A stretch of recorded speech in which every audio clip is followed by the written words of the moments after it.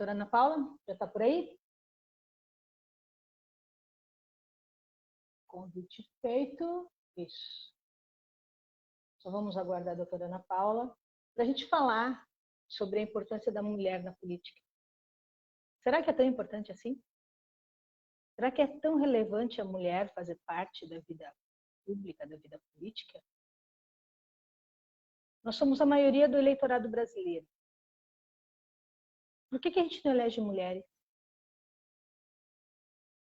Doutora Ana Paula, tá chegando, tá chegando.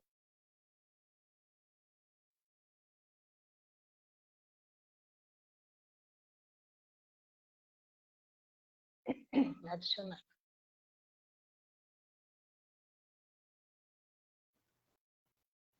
Olá, Doutora Ana Paula, boa tarde. boa tarde. Tá bem o Seja som e o bem. áudio? Tá dando eco. Dando eco? Tá. De repente, se tirar o volume do computador. Tá sem volume, deixa eu ver. Sem volume.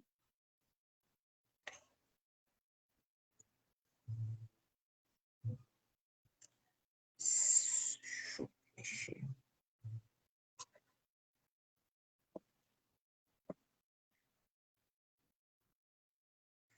Vê se melhorou. Continua um pouquinho de eco. Talvez Muita diminua o coisa. volume.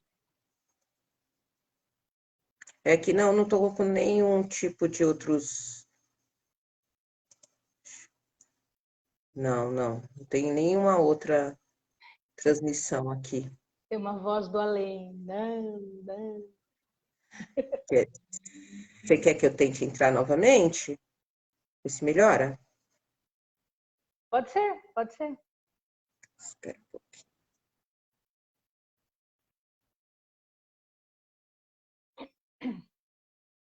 Então, vamos aguardar mais um pouquinho. Daqui a pouco a gente já começa a conversar com a doutora Ana Paula.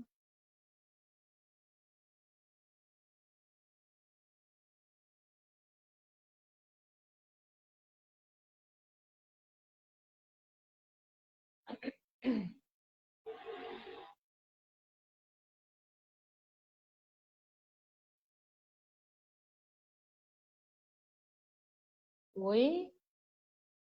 Não está aparecendo, é só a tua voz.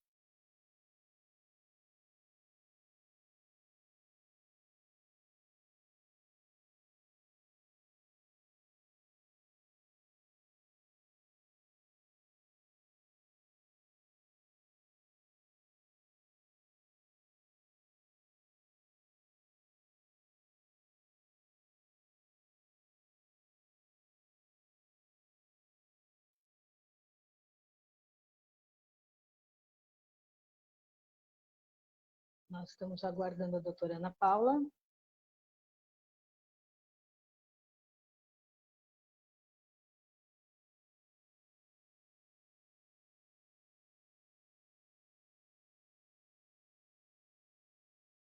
E doutora chegando. Está chegando, doutora. Chegou? Chegou. Melhorou o tom? Continua com um pouco, mas vamos tentar levar assim. Já não sei o que é.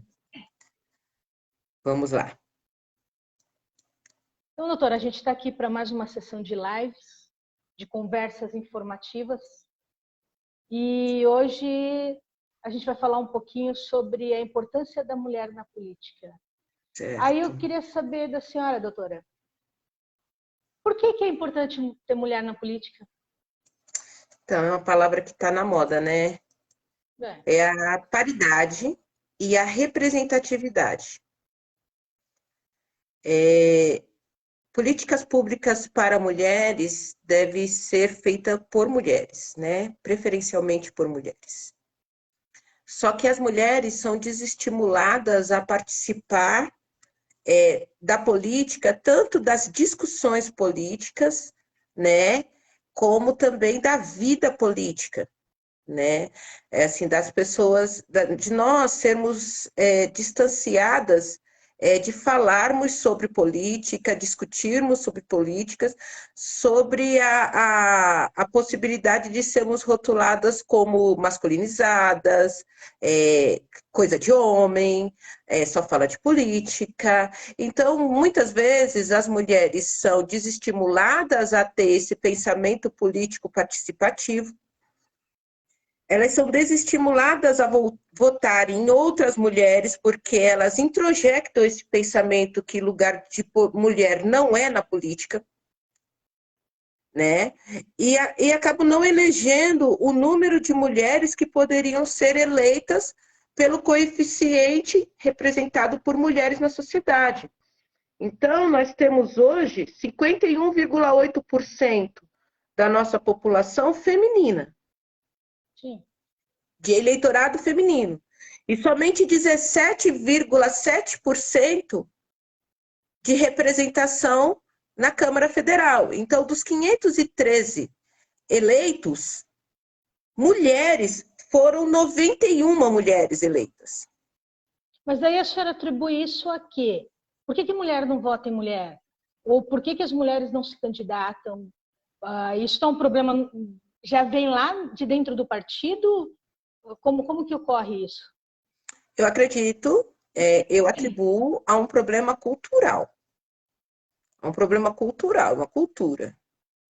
E não é restrito uma cultura do Brasil, mas dos países que teve grande influência do patriarcado na vivência da mulher na sociedade. Os trabalhos da mulher sempre foi relegado aos bastidores.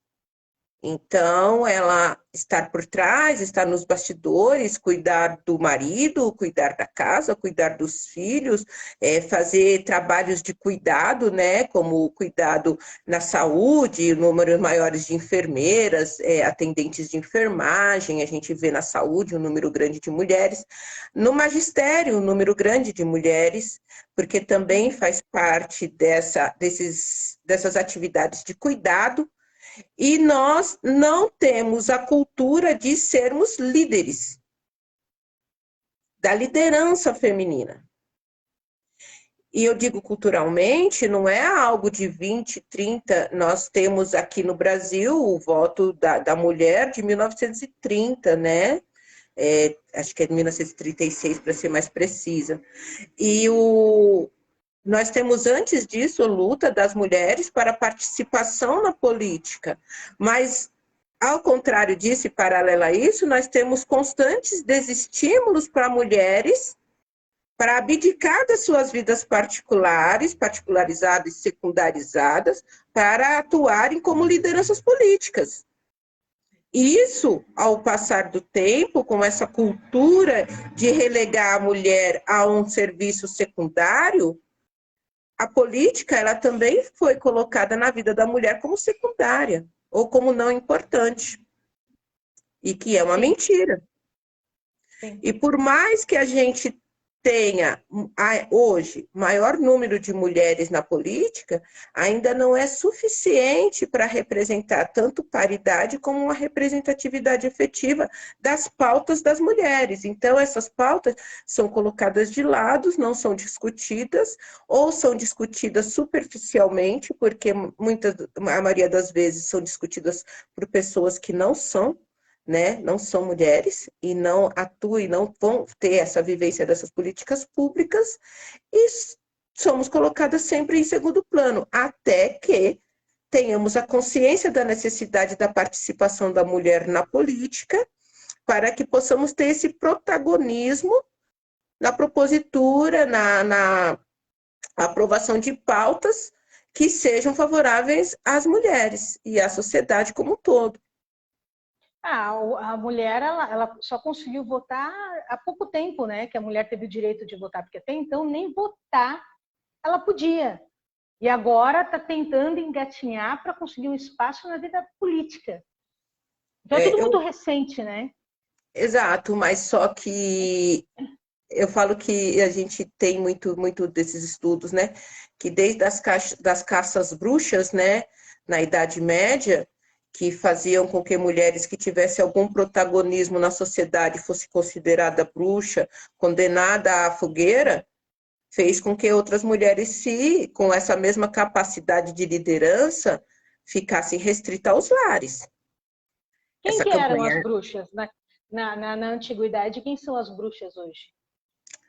As bruxas são mulheres que assumiam seu papel de protagonismo na sociedade, né? Não tem nada a ver com essa divinização, essa demonização que fazem da atuação da mulher, mas tem mais a ver com mulheres que tinham opinião própria, que se recusavam a casar com aquelas pessoas que eram indicadas por suas famílias, mulheres que eram extremamente inteligentes, que eram versadas em ciências, né, que conseguiam alçar conhecimentos que eram restritos aos homens, como a leitura, né? O fato da mulher ler e escrever, ela poderia ser considerada uma bruxa, porque como ela era considerada um pouco superior aos animais de estimação, ela não poderia ter essa capacidade. E aquelas que detinham essa capacidade, elas eram condenadas por bruxaria.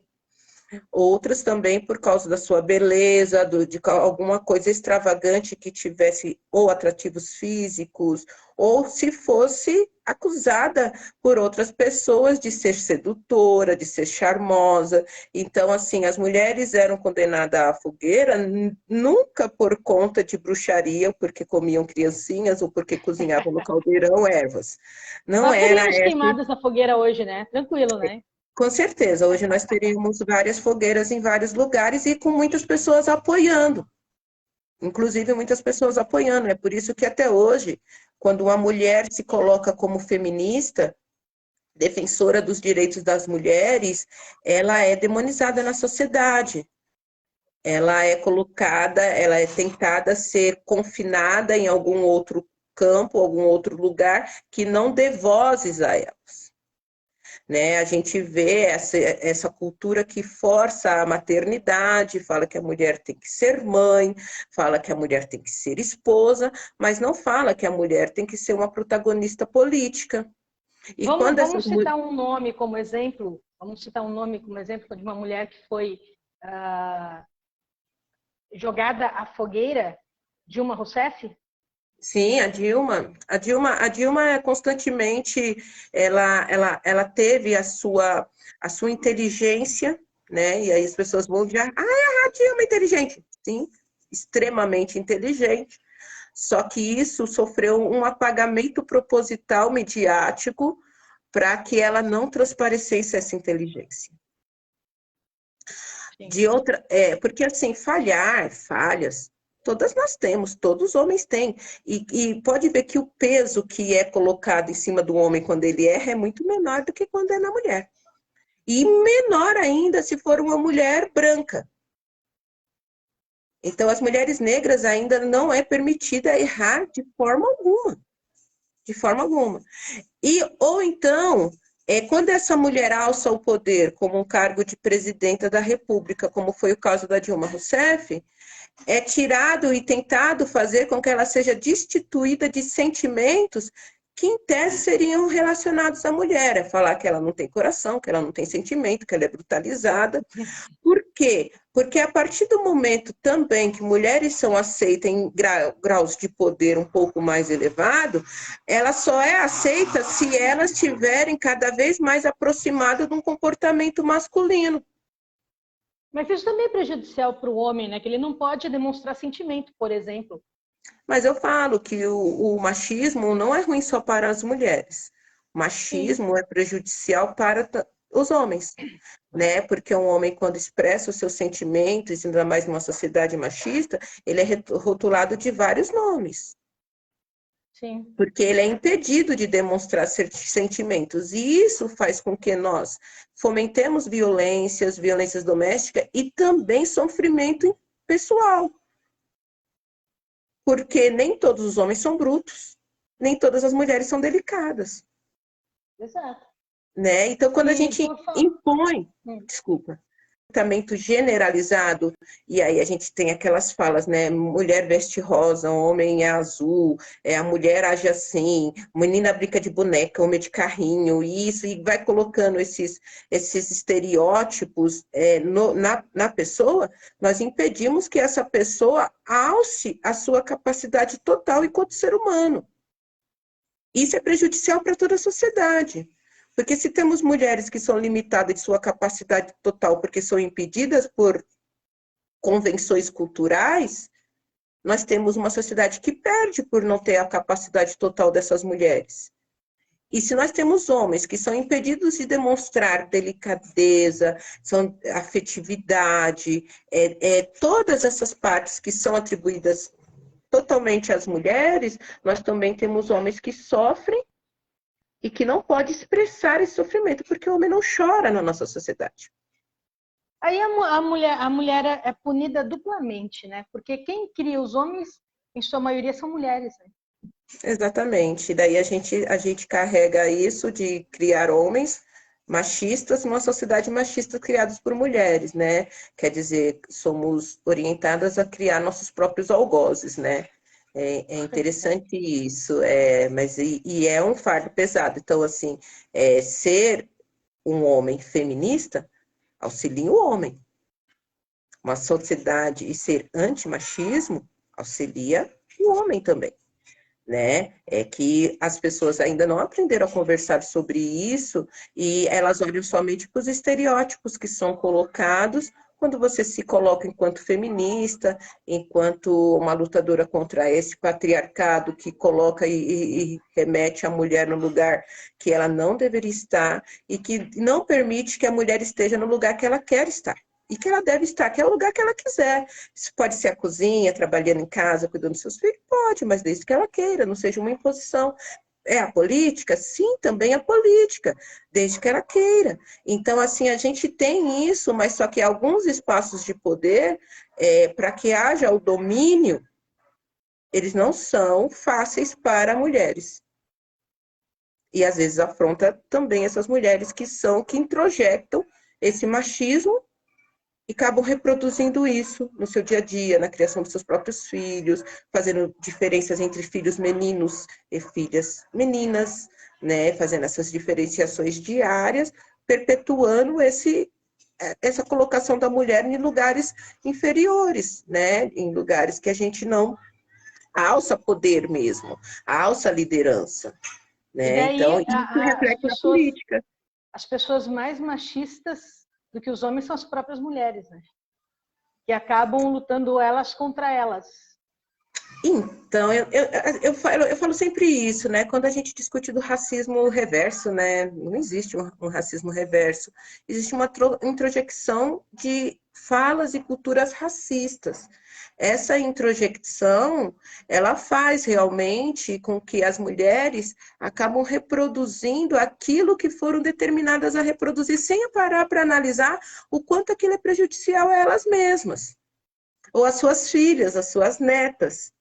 Né? E como isso perpetua essa cultura de colocar a mulher num segundo plano, em todos os setores, e é reproduzido e introjectado pelas mulheres. Então, é assim, eu falo que desde assim, a gente analisa ali as princesas que ficam à espera de um príncipe encantado que vai viver feliz para sempre, e não mostra o relacionamento do príncipe e da princesa, e depois quando ele se torna rainha. Né? Então, assim, a gente não vê isso, a gente não consegue, né, ver essas demonstrações de mulheres fortes, e sempre que são demonstradas como formas masculinizadas do ser feminino, né? E por falar em políticas públicas voltadas para a mulher, a senhora já explicou isso, que faltam essas políticas públicas voltadas para a mulher exatamente porque falta representante feminina na Câmara de Vereadores, na Câmara de Deputados, no Senado, enfim. Será que um dia esse quadro vai ser revertido? Aqui em Itaquá, por exemplo, nós temos 19 vereadores e uma vereadora. Exatamente. Será que isso um dia será revertido? Tem que ter um início, né? Tudo tem que ter um início. Alguém tem que tentar, né? Tem que ter um pontapé inicial, tem que ter uma conscientização, Eu falo que nenhuma semente plantada, ela germina no dia seguinte. Ela tem a demora, mas ela dá frutos. Então, é um trabalho mesmo de formiguinha e de mulheres incansáveis, que não somos nós, mas aquelas que vieram antes de nós, que já vem plantando, porque nós já somos fruto dessas mulheres. Eu sou fruto de uma mãe que criou filhos com um machismo menor do que ela foi criada. Sim. Né? Então, eu já sou um fruto disso. E provavelmente a minha filha, minha neta, vai ter um outro viés, um outro olhar para essa questão da mulher que eu mesma possa não estar tendo agora. Então, são frutos e são degraus que vamos subindo, subindo, até alçar o quê? Não a mulher acima do homem, o homem acima da mulher, mas uma igualdade, uma paridade. E eu falo interessante, a gente está aqui há uma semana e meia, né, após o pleito eleitoral, num processo de transição de governos, e nós já vemos que as políticas públicas sociais sendo efetivamente combatidas. E isso é importante a gente salientar. As políticas públicas sociais, ela atende, em sua maioria, as mulheres. E a gente está vendo na equipe de transição um número significativo de mulheres e pretos. E isso também está fazendo com que o senhor mercado se manifeste de maneira negativa, se manifeste de maneira a criticar as políticas públicas, a mexer num teto de gastos, porque essas políticas atendem as mulheres. Quem é o mercado?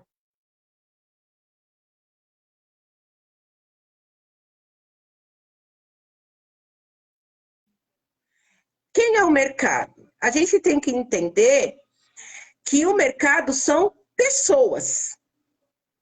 Por isso Que que nome ele bonito que a tem gente leva. manifestação de pessoas. O mercado é a personificação dada aos interesses dos mais ricos. Então, quando a gente vê os grandes ricos do país que movimentam o chamado mercado, que eles são a mão muito visível desse mercado, não como Adam Smith falou, a mão invisível. É uma mão muito visível que quer que o mercado se mova somente em favor deles. Quando se fala em políticas públicas como renda básica, para que haja cidadania para as pessoas, que pode vir como o Renda Brasil, como o Bolsa Família, não importa o nome que dá, mas é a subsistência mínima para as famílias terem o que comer, terem como se alimentar.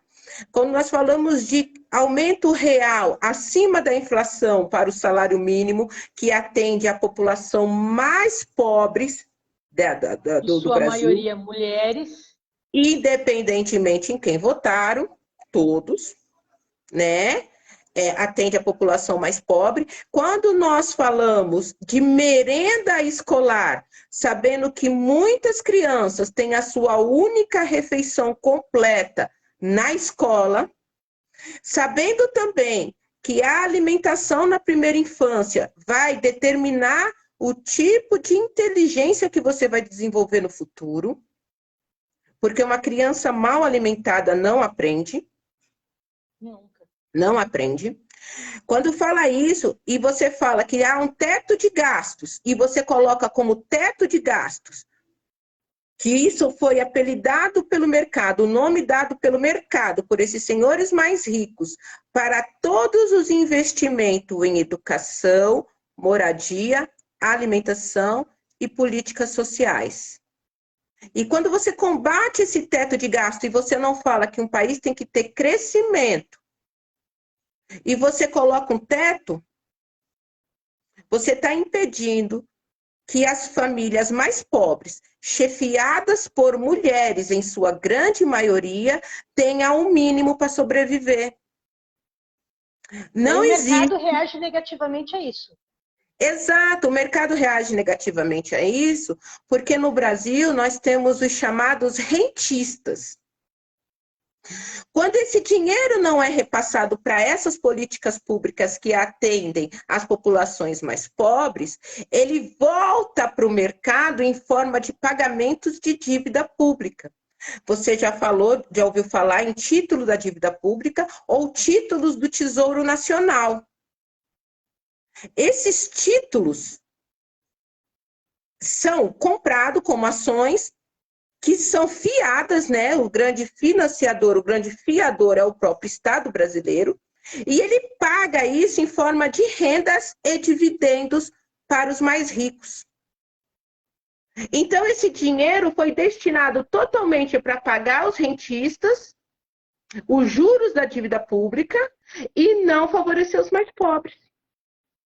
Então, quando o rico fica mais rico, isso não é sinal de inteligência, não é sinal que ele é muito um expert do empreendedorismo. Isso significa que milhões e milhões de pessoas estão sendo colocadas abaixo da linha da pobreza, estão sendo colocadas em situação de miséria e fome, para que essas poucas pessoas que não chegam a 150 mil pessoas, num universo de 215 milhões de pessoas, não é 10% do país, fique com quase 87% de toda a riqueza que é produzida do país e o restante da população divida entre si toda a miséria e toda a pobreza.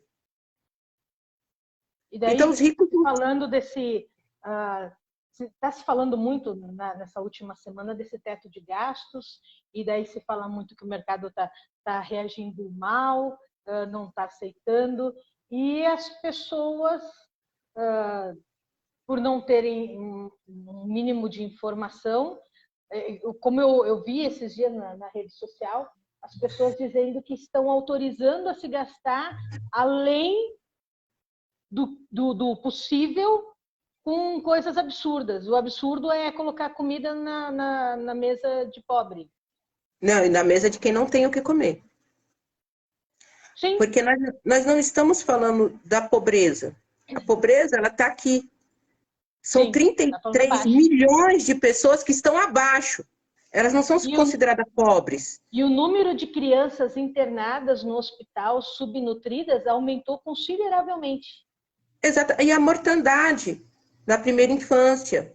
A mortalidade infantil tinha reduzido. Ela aumentou. Sim. Ela aumentou. A desnutrição aumentou. A defasagem de aprendizado aumentou. E as coisas não são por acaso. As coisas estão todas interligadas. E a semântica da palavra, né, a interpretação da palavra, a sonoridade com que ela é ouvida, para que seja defendida pelos mais pobres um teto de gastos, ele tem que vir como um prejuízo. Aparentemente, gastar é ruim. Então, meu cérebro não vai entender gastar como bom. Então, eu coloco o teto de gastos naquilo que, na verdade, são investimentos necessários. Então, eu começo a falar que o teto de gasto ele se refere à alimentação, à saúde, à educação, então, à merenda escolar. Palavra, ao invés de falar gasto, é investimento, porque é investimento. Seria investimento. Comida, tudo é investimento, né? Então, ele muda a semântica da palavra, a semiótica, né? Que a gente fala, que a forma com qual nós recebemos a palavra, a interpretação da palavra, para que você consiga fazer com aqueles que seriam detentores dessas políticas públicas, defendam os mais ricos, que são a minoria. Então, é por isso que a gente vê muitas pessoas, quando você fala de taxação de grandes fortunas, nós estamos falando de grandes fortunas. São aquelas pessoas que podem dormir, continuar dormindo, pode viajar, pode ficar em casa, pode trabalhar, ou não, elas estarão ganhando. Pessoas que não dependem de um salário. Elas nunca vão depender. Elas não vão depender do próprio suor para sobreviver. Então, uma pessoa ela pode até ganhar 100 mil reais por mês, 200 mil reais por mês, que ao som parece muito, mas se esse dinheiro vem do suor do seu rosto, ela é trabalhadora. Ela é da classe trabalhadora. Sim. Da mesma forma que uma pessoa que ganha menos que um salário mínimo. Vindo do suor do seu rosto, ela é trabalhadora. Essas pessoas que nós estamos falando, detentores de grandes fortunas, não pertencem à classe trabalhadora, mas elas têm o poder através das mídias, através da comunicação, através dos jornais, das revistas e através dos meios de comunicação em massa, de falar que as prioridades delas, das mais ricas, são a prioridade de todo o país. E não é uma verdade. Porque qual seria a prioridade do Brasil hoje? Um plano de crescimento plurianual. Não apenas nos 4 anos, dos próximos 30. A China, ela faz um plano de crescimento de 100 anos. 100 anos. Ele já está projetando hoje o crescimento dos próximos 100 anos da China. E lá não tem o teto de gastos. E lá ninguém fica falando isso. Ah, mas a China é uma ditadura e tal, e lá o mercado é fechado, existe isso. Então não vamos falar da China. Vamos falar da Finlândia, da Noruega, da Suécia, Portugal, que tem esses planos de crescimento estendido e atende essas políticas públicas básicas. Aqui no Brasil, a gente transverte, a gente muda o significado da palavra para favorecer os mais ricos e os mais pobres dá um sentido apoiarem negativo isso. ao que seria positivo. Exatamente. E aí a gente percebe o porquê nós vemos realmente muitas pessoas, inclusive que nos rodeiam, defendendo intervenção militar, defendendo a continuidade desse tipo de políticas públicas que desfavorecem os mais pobres, porque desconhecem isso, desconhecem como e não conseguem fazer a análise de.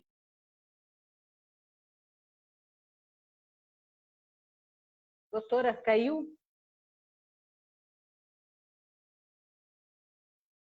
Vamos aguardar um pouquinho o retorno da doutora Ana Paula.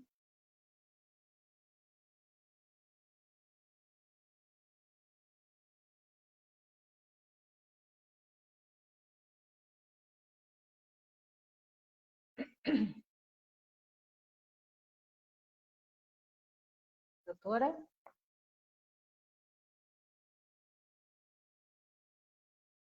Vou deixar um recadinho aqui.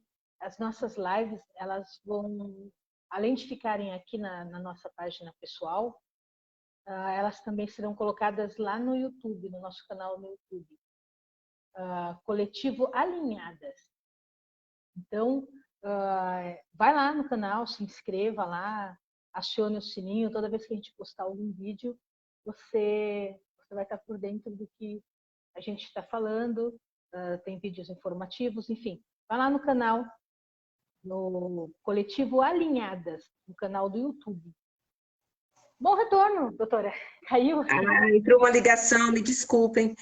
Né? E aí eu estava falando da questão. Você pode perceber que essas manifestações, elas são financiadas, porque você não vê deputados de direita, você não vê vereadores de direita, você não vê pessoas que têm cargo e mandato fazendo esse pedido ilegal de intervenção, Porque de sabe que golpe, é ilegal, né? Aí porque usam sabe que é pessoas ilegal. para fazer E, isso. e ele usa pessoas, e se você tiver paciência de conversar com as pessoas, você vai ver que ela quer um país que tenha educação de qualidade, que tenha saúde pública de Seja qualidade, democrático. que seja democrático. Você vai ver que ela está defendendo isso, que ela quer continuar votando e escolhendo. Você percebe que essas pessoas também são necessitadas de políticas públicas eficazes para o aumento do salário mínimo. Você vai ver que muitas delas são beneficiárias do Renda Brasil ou do Bolsa Família. Você vai ver que essas pessoas apenas não conseguem fazer a tradução, a interpretação política do ato. Aí E a gente como vai lá na base, né? A gente volta lá na base, que é a educação. Que a falta de investimento da educação é um projeto político, né? Não se exato, investe na educação para as pessoas não terem discernimento, não terem conhecimento disso que você está falando agora para nós. Mas olha, eu concordo que haja reiterados programas de destruição, principalmente da educação pública. Mas eu não vinculo exclusivamente a ignorância e o analfabetismo político a pessoas que não têm estudo. Não, porque a gente vê pessoas com universidade ali no meio, pedindo intervenção militar. E não sabe o que é. Aí você pergunta para ela, o que é o comunismo? Ela não sabe. O que é o socialismo? Ela sabe que é uma coisa ruim. A única coisa que ele sabe, o que é comunismo? É uma coisa ruim. Deus me livre do comunismo. Deus me livre. Deus me livre de todo mundo comer igual, mesma coisa. Ontem eu ainda vi uma postagem de um amigo meu e alguém comentou embaixo que Deus me livre o retorno do comunismo. Eu fiquei pensando, como assim retorno? Como assim retorno? O retorno dos que não foram. Não, é uma pessoa instruída, quer dizer, teoricamente estudou, fez faculdade e tal. Sim, mas Deus por me livre do quê? retorno do comunismo. Você vai querer dividir os 2 carros que você tem lá na tua garagem. Você vai querer dar um para um pobre? As tuas 2 casas, você vai querer dar um para uma pessoa desconhecida? Vai querer dividir tua casa com outra? Quando a gente ele escreveu isso. Eu deveria ter feito print do que ele escreveu, eu ia te mostrar. E quando a gente fala isso e ouve esse tipo de argumento, eu, pelo menos, eu recuo. Eu recuo da argumentação, Como é que vai discutir com uma pessoa assim? Sabe por que eu recuo? Porque quando nós falamos de questões de uma social-democracia, e nem estou falando de comunismo e socialismo, porque os exemplos que nós temos não são exemplos a serem seguidos e não são o exemplo do ideal. Quando a gente fala de uma social-democracia, nós estamos falando das pessoas com acesso ao mínimo de condições para serem plenas enquanto cidadãos. É disso que nós estamos falando. Eu não posso discutir um comunismo se eu conheço o comunismo do Manifesto Comunista e do livros de Karl Marx, e de Engels, eu posso discutir teoricamente, mas não haverá nenhum exemplo prático disso. Eu posso discutir o socialismo a partir de 1917 com a Revolução Russa e falar o que houve ali, depois como foi a queda dos czares russos e a ascensão da União Socialista, da República Socialista Soviética, com Lenin e Stalin, eu posso conversar sobre isso, mas eu não posso falar que foi um socialismo ideal, não conforme idealizado. Mas eu posso falar de solidariedade humana. Eu posso falar de que todos nós queremos ver o nosso irmão comendo, tendo um teto e não precisando revirar lixo. Isso é humano. E isso não vai acontecer com esse falso empreendedorismo que é colocado na nossa sociedade. Porque ele é falso. Ele é falso. Falso por quê? Porque nós precisamos de um Estado que tenha políticas públicas de base efetiva, que vislumbre um crescimento, porque não tem como isso, e aí a gente vê que é o uso da religião dessa forma, que destitui as políticas públicas e fala que tudo foi Deus que deu. Deus quis assim. Deus quis, Deus deu. Você atribui ao mercado ou você atribui a Deus. São personificações, não estou falando que Deus não existe, eu creio na existência de Deus, o mercado também existe, mas também são pessoas carnais que vivem e se aproveitam da pobreza, Mas eu estou falando que ao invés de você ter algo concreto, de defesa concreta, que são políticas públicas, são uma atuação do Estado para um bem-estar social, você atribui todas as políticas públicas a Deus me deu. Foi assim que foi usado, infelizmente, dentro das igrejas, principalmente nas igrejas que pregavam o evangelho da prosperidade. Naquelas igrejas que a gente via as pessoas indo lá falando que estava endividada, no outro mês ele tinha 3 carros, 4 casas, isso e aquilo, um acúmulo de bens terríveis. que contrapõe-se à própria Bíblia, que fala lá no livro de Atos, no capítulo 2, que aqueles que tinham sobrando dividia para que o outro que tivesse faltando não sentisse falta de coisa alguma. Mas isso é comunismo. Então, eu posso chamar de solidariedade. Eu posso chamar de social. E eu posso chamar que era uma comunidade que agia socialmente, com solidariedade. Eu posso falar que eles são sociais-democratas. Então, a gente começa a perceber como são deturpados esses conceitos e essas dissociações cognitivas que fazem com que as pessoas comecem a defender coisas que não são boas sequer para elas mesmas, elas ganham seguidores, defensores, pessoas dispostas a morrer por isso. Porque há pessoas lucrando com isso, com essa manipulação. Há pessoas lucrando, e lucrando muito. E são pessoas que falam para o outro, fecha a sua loja, mas ele não fecha a dele. E essa pessoa que eu estou falando, vai lá, fecha e financia para fazer um lockout, né, que é a greve dos empresários, ele deixou a loja aberta, enquanto os pequenos perderam o dia de trabalho. Sim, Por quê? e esse discurso também aconteceu para votarem e elegerem autorizarem a reforma da Previdência, usaram... Quem é que fez a propaganda, né? Os Quem altos nunca trabalhou e empresários que não não vai usam. precisar. E nunca vai precisar da Previdência Social, e não vê como cruel é esse Estado que retira de uma viúva o direito de ter o percentual completo da aposentadoria do marido e só lhe fornece 50% por um período restrito se ela tiver certa idade. Uma mulher de 40 anos hoje só vai receber durante 15 anos, então quando ela estiver mais necessitando daquela aposentadoria, vai ser cortada. E muitas pessoas não sabem disso, porque a reforma da Previdência não foi divulgada. As maldades efetuadas não foram divulgadas até hoje.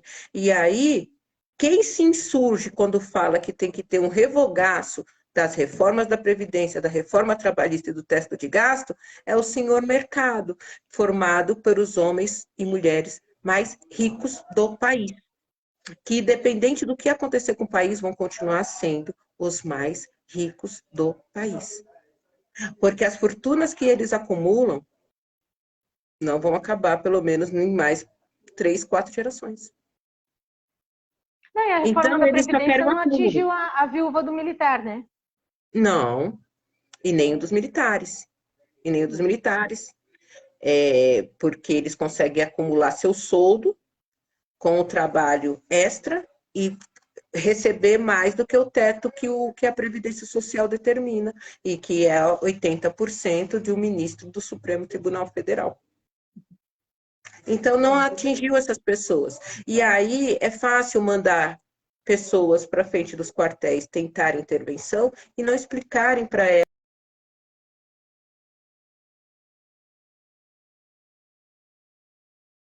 Eu acho que teve um probleminha.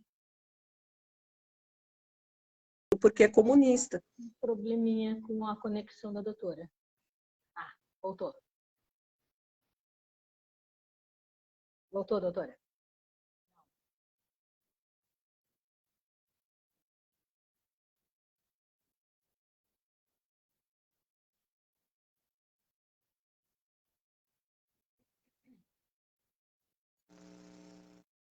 Pronto, agora. Voltou. Voltou? Agora eu Voltou. estou aprendendo a voltar mais rápido. É assim, gente, a gente para um pouco para falar sobre esse assunto, mas estou trabalhando, estou no meio do trabalho, daqui a pouco retorno todas as ligações. E como a Angélica falou, nós temos esse propósito de trazer essa discussão de maneira leve, de maneira que as pessoas entendam a importância. E a importância aqui é a mulher na política. E por que é importante nós frisarmos isso?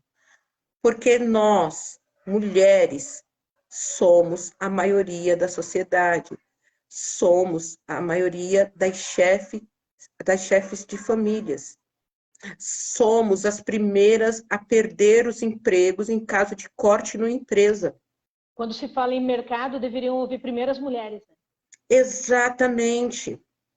Quando você fala de economia doméstica, você deveria ouvir primeiro as mulheres. Quando nós falamos de creche, quando nós falamos de escola em período integral, quando nós falamos de merenda escolar, quando nós falamos de auxílios, quando nós falamos de planejamento familiar, nós estamos falando de políticas públicas para mulheres. E é E essa interessante que inteligência. agora há pouco tempo que a mulher ela tem autonomia para escolher fazer uma laqueadura ou não sem ter opinião do marido, né? Foi esse ano. Pois é, faz pouco Foi tempo, esse né? ano, Olha que absurdo. Para fazer 2022. uma laqueadura, eu tinha que pedir para o marido se o marido autoriza ou não. E Meu se ela, corpo. e se ela fosse solteira e tivesse alguns filhos, né, sendo mãe solo, ela não poderia ser esterectomizada, né? Não poderia fazer a laqueadura. Sim. E aí a gente olha para a mulher, uma mulher, maioria das vezes as mais pobres, que tem um número maior de filhos, porque a maternidade também, ela é forçada nas mulheres mais pobres, ela não é uma escolha pensada. Quando nós vemos isso, aí vai rotular a mulher. Ah, mas por que tem tanto filho, não sabe que não pode criar? Ai, mas por que ela é assim, não sabe isso? Então, a gente vai ver que essas É questões sempre a mulher, é sempre a perpassam mulher. perpassam políticas públicas, e o fato da mulher discutir, de trazer a discussão para as mulheres, trazer a mulher no envolvimento desses debates, trazer a mulher para dentro da política. E aí eu vou frisar aqui, e eu espero que todas entendam, não são qualquer mulheres. Porque existem mulheres usadas para manter esse status de dominação, de subjugamento e de mão de obra barata feminina. Elas alçam o poder, elas têm um discurso que colabora com esse estado de coisas. Então, também não basta ser mulher, é a mesma coisa, tem que ser feminista. Não basta ser negra, mulher negra, tem que ser antirracista também. As pessoas têm que saber que feminista não é o contrário de machista. Não. E também não são as mulheres que odeiam homens. Não são as Sim. mulheres que têm bigode. Não são as mulheres que não gostam de depilação e nem gostam de ir na academia malhar. Não é nada disso. São mulheres que entendem a importância das políticas públicas feitas para mulheres e por mulheres. Que entende uma sociedade que somente será justa e igualitária quando homens e mulheres tiverem direitos equivalentes, forem igualados naquilo que se iguala e desigualados naquilo que se desigualam. Porque às vezes quando a gente fala isso e fala assim, eu sou feminista, então você não quer que eu levante, que eu abra a porta, né? O homem fala isso. Nós não estamos falando em extinção do cavalheirismo, não é nada disso. De forma alguma. Nós não estamos falando, que se uma mulher está carregando um peso excessivo, não possa ser ajudada. Essas são as limitações físicas, que são biológicas entre homens e mulheres. Isso tem que ser respeitado, isso não desiguala. A mulher gera filho, o homem não gera. Estou falando da gestação. Então, isso nos desiguala. E à medida Tem que nós várias não coisas, temos... biologicamente falando, várias coisas que desigualam um homem de uma mulher. Exatamente. Então, quando nós falamos de feminismo, nós não estamos falando de alguém ser maior que o outro, nós estamos falando de direitos, é a mesma remuneração para a mesma tarefa. Se você faz a mesma tarefa que o homem, com o mesmo grau de complexidade, que sua remuneração seja idêntica. Que você não seja obrigada a ter a jornada quadruplicada, porque você é mulher, enquanto um homem não tem o menor senso de culpa, né? O senso da culpa, o uso da culpa, se chegar em casa, depois de um dia cansativo do trabalho, abrir uma cerveja, ligar no futebol e for assistir a Copa. Mas se você chegar e a louça estiver suja, você se sentir culpada por isso. Essa culpa, ela é cultural. Ela foi colocada na mulher para fazer com que a mulher exercesse o trabalho mais árduo e não remunerado. Eu estou falando de trabalho, estou falando de emprego. Sim. Sim. Então, a gente tem que entender, e aí quando a gente estiver ouvindo ali teto de gastos, políticas públicas, salário mínimo, renda, saúde, educação, as mulheres, por ter essa diferenciação entre o homem, ela também demanda mais da saúde pública. Ou nós não sabemos que uma mulher, ela procura e busca mais auxílio médico do que os homens. Sim, Não que sim. deveria ser assim. Está no Novembro Azul. Deveria os homens estar ali tratando da próstata, tratando da sua saúde, das campanhas que são E além da feitas. mulher procurar a saúde municipal, por exemplo, posto de saúde, para ela procura para os filhos também, né? É ela que vai lá Exatamente. E levar para o a marido. criança no posto de saúde. E para o marido, ela vai marcar o clínico, ela Sim. vai marcar para o filho, para o marido, ela vai marcar para ela vai buscar o ginecologista, ela que vai buscar o dermatologista, ela que vai ter os acessos à saúde pública, ela que vai em busca dessas demandas. Para a gente ver as políticas públicas de renda, né, e cidadania, que é o Renda Brasil ou o Bolsa Família, majoritariamente são buscados por mulheres. O Cade Único tem um número muito superior de mulheres a de homens. Por quê? Porque o desemprego aflige muito mais as mulheres do que os homens. E quando se fala de desemprego, a gente sempre acha que são homens que estão desempregados, porque quem deve trabalhar na sociedade são homens. Quem deve ser o provedor da casa é o homem. Porque, Muitas vezes é ausente em casa, né?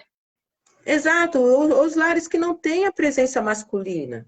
E Então, muitos. você coloca essa mulher numa situação de miserabilidade, de vulnerabilidade. E nós não estamos entrando em outros assuntos de políticas para mulheres, da violência doméstica, das questões de saúde, saúde mental, das questões psicológicas e tantas outras questões que perpassam o universo das mulheres, que deve ser discutido enquanto políticas públicas por mulheres, né? A Angela Davis, que fala de nada de para nós sem nós, né? Nada que deve ser discutido por uma mulher pode estar ausente da presença da mulher discutindo.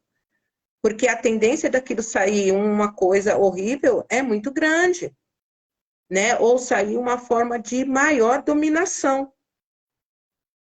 Então, nós temos que ter essa preocupação paulatina, contínua, constante, de trazer à mulher o interesse da participação pública política.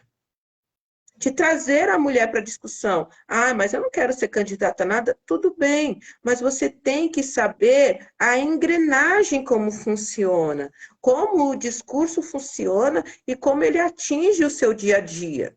Para não reproduzir inverdades, né? E não defender o indefensável. Sim. A gente teve aí um governo, está aí encerrando um governo, que cortou 88% dos investimentos de combate à violência doméstica. É um absurdo. É um absurdo. E a Como gente pode aumentou falar agora que... na pandemia com as pessoas dentro de casa, homens, mulheres dentro de casa, a violência doméstica aumentou muito. Exatamente.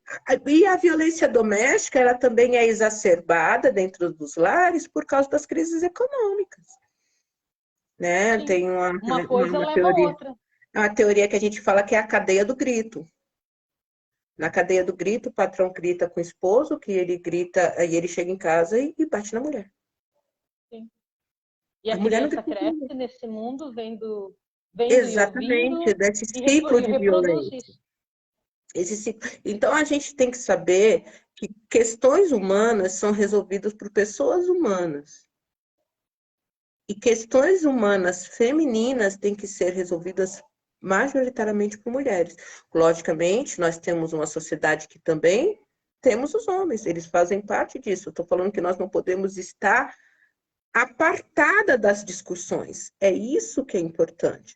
Nós não podemos estar aquém das discussões. Nós temos que aprender a criar esse amor à política, entender que discutir política é interessante, discutir política é bom, é gostoso, te dá um amplo raciocínio, consegue E faz fazer parte com da que nossa vida, no nosso dia a dia. do dia a Política, dia, as pessoas pensam como a política como uma coisa bem longe. Não é o é nosso dia a dia. A política é isso que importante. a gente vive agora. E fora a campanha de constante demonização da política, dos atos políticos, eu estava falando, estava até comentando ontem, né? Ontem eu fui ao supermercado e o quilo da cebola estava R$ 9,98. Só que há 2 semanas atrás estava R$ 3,99. Nossa, que diferença. Qual é a justificativa que em 15 dias faz com que 1 quilo de cebola aumente quase 200%? Qual a justificativa para isso? Bom,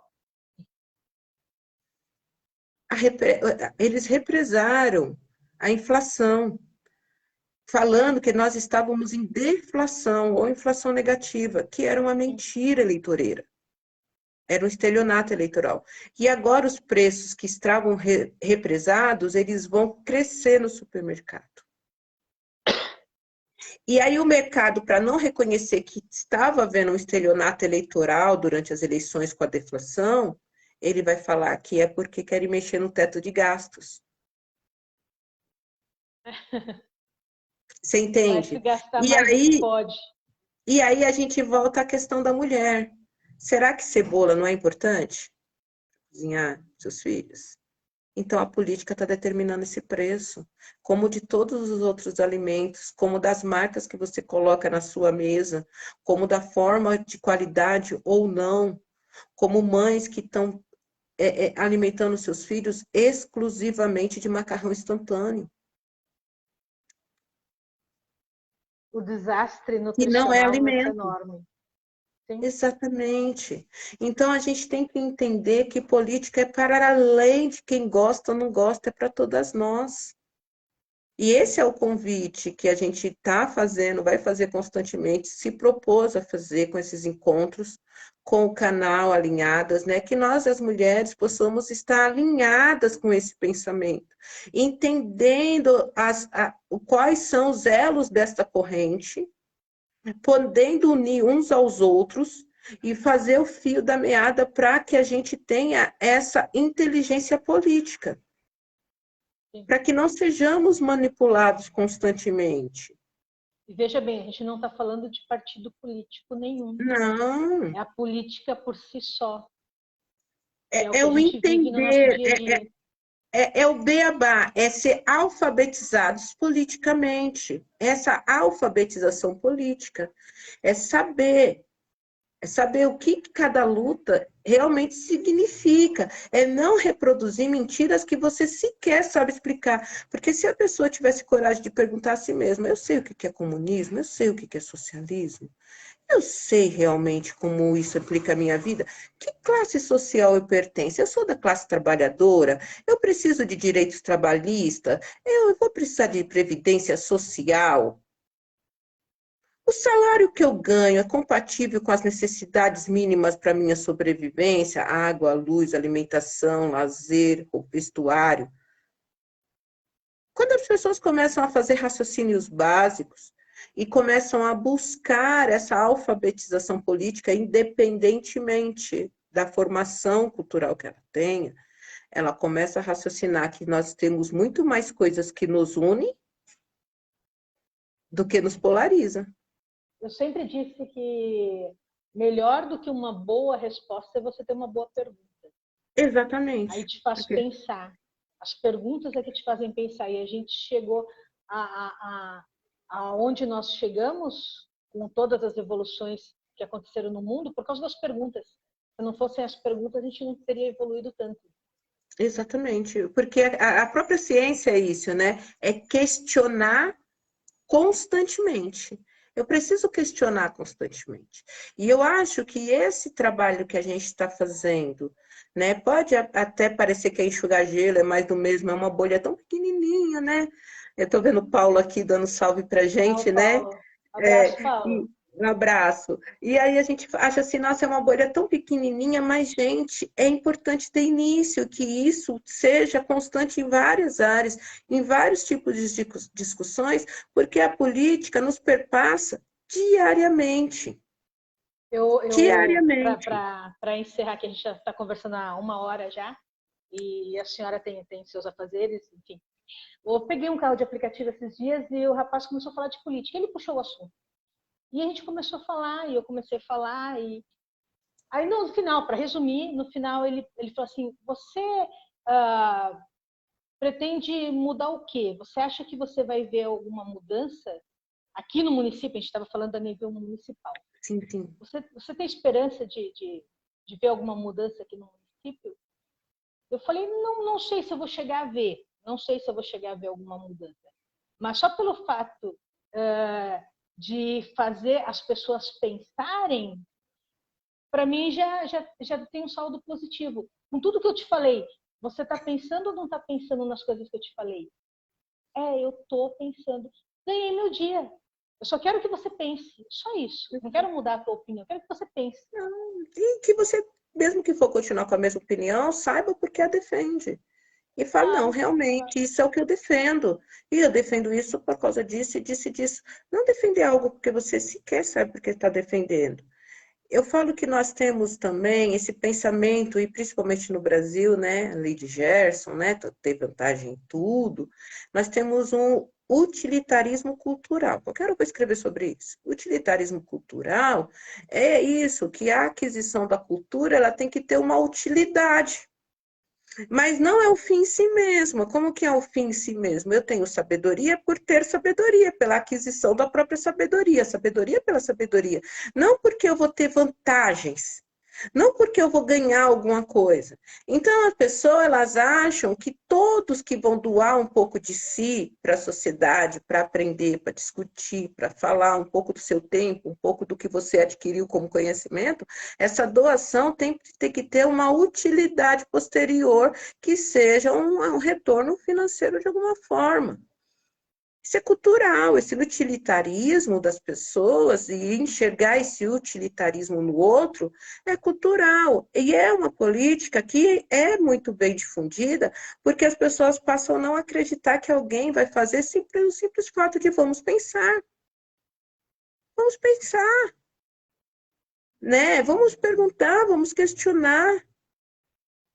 Vamos entender o porquê as mulheres acabam não votando nas mulheres, por que aquelas mulheres que têm propostas realmente efetivas e boas, elas são colocadas em invisibilidade, porque a gente também tem uma bancada entre essas 91 deputadas federais, estou falando do nível federal, que foram eleitas, que tem uma pauta extremamente genuína de proteção para as mulheres, de proteção à maternidade, de proteção às crianças, de acesso aos bens e serviços públicos de qualidade.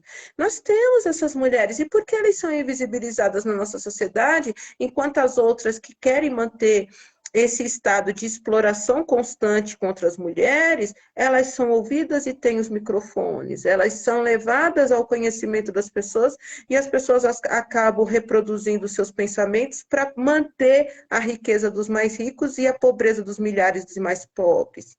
De ser repensado, né? A gente, então, essa é nosso privilégio de estar aqui falando, não reter para nós um conhecimento que ainda não nos foi permitido ter acesso. Né? Então, eu tive essa permissão de ter acesso a esse conhecimento. Eu guardá-lo para mim é egoísmo. Agora, o que a pessoa vai fazer a partir das informações que ela começou a alcançar, aí é com ela, é a vivência dela e o respeito nosso das pessoas a partir de argumentos verdadeiros e argumentos firmes e uma busca, ela mantiver os posicionamentos dela por outros motivos, ela vai saber também do que é que ela está abdicando, porque muitas vezes ela está abdicando da saúde do filho, da saúde própria, da educação do filho, do futuro dos netos. E acho que o custo é alto, né? Doutora, para terminar, então, para encerrar, eu vou pedir que você faça o convite para as pessoas se inscreverem lá no nosso canal e nos acompanhar essas conversas informativas que nós temos, que nós vamos continuar, né? Faça o convite, por favor. Eu quero convidar a todos a se inscreverem, acompanharem os vídeos que já estão no canal Coletivo Alinhadas. Tem o canal do Facebook, do Instagram também, né? Aqui pelo Facebook vocês conseguem acessar a página do coletivo. Então, nós já temos muito material produzido, nós temos outras amigas que também estão com esse mesmo objetivo, de levar esse conhecimento à nossa cidade. Somos majoritariamente aqui de Itaquá, então a gente quer levar esse conhecimento às mulheres aqui de Itaquá, para que elas tenham acesso à informação, para que saibam, né, realmente como as coisas giram em torno da vida real, né? Não é uma coisa lá longe e imaginária, é o que é tangível, é o preço da cebola, né? O preço do arroz, do feijão, é não dar miojo para os seus filhos, né? Macarrão instantâneo, não só o miojo, né?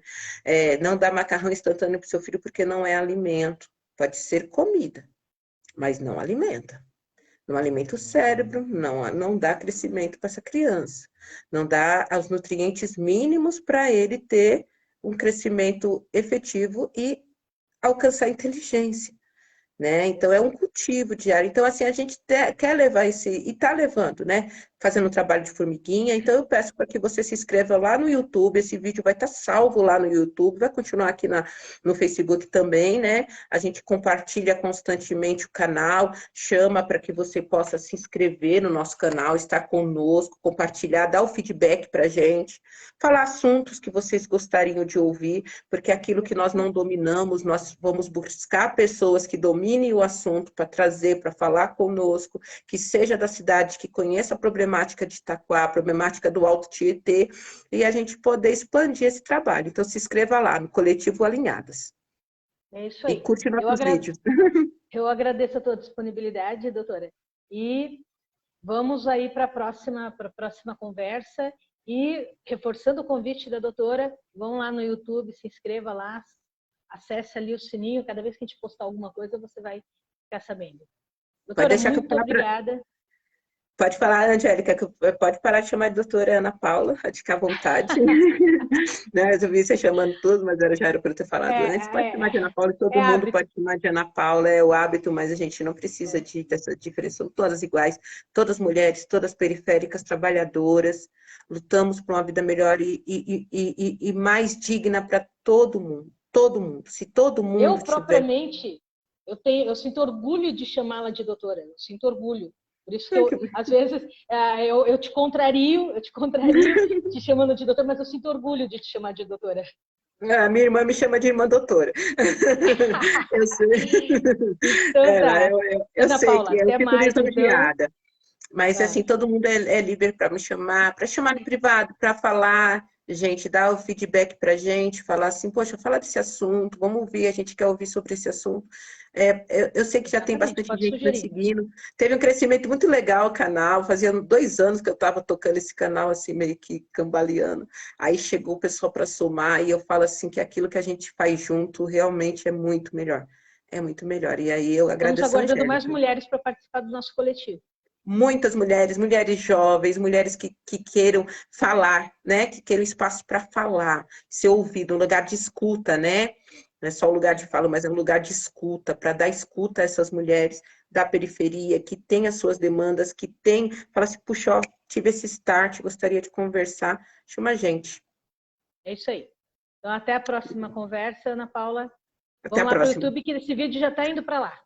Bom, e na semana que vem a gente vai ter as lives da Semana da Consciência Negra, tá? Exatamente. E eu quero convidar todos a estar conosco na Semana da Consciência Negra, porque é um motivo de reflexão, muito mais do que celebração, a gente ainda tem que refletir muito. Fiquem atentos à nossa página aqui do Facebook, lá no YouTube também. A gente vai mandar o dia e a hora certinha para vocês participarem dessa conversa com algumas mulheres do nosso município. Tchau, tchau, gente. Tchauzinho, tchau.